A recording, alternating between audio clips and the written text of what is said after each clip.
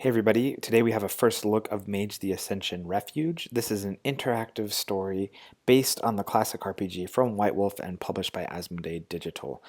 We're going to take a look at this. Just to clarify, this is a 17 plus uh, storybook, and there is content, both sexual and language, that may be inappropriate for children, so you have been warned. Some of it may be featured in this video, not explicitly, but it's hard to avoid in the story.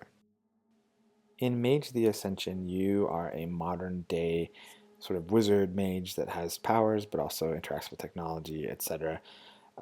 The story has you learning about the world of mages and how it all works, as well as interacting with stories about refugees and a really modern day context, things that are forefront in many people's minds as we deal with catastrophes around the world.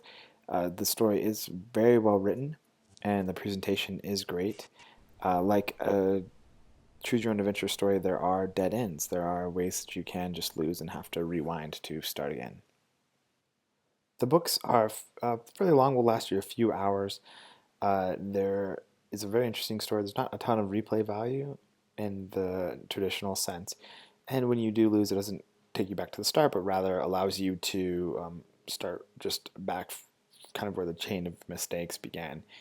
Overall, the presentation is really cool. There's a lot of interesting graphics and things that really bring this world to life.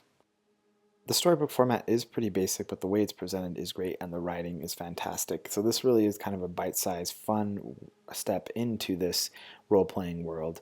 If you are familiar with this role-playing world, you know that it does have adult themes, so just know this is a game meant for mature audiences. This gamebook took us by surprise, and it really is an interesting take on a classic property. Uh, Again, we don't want to spoil too much of it, but the stories really deal with a lot of modern issues, things we're talking about, thinking about today. So it's very fascinating to see a game book that tackles those issues rather than something more fantastical.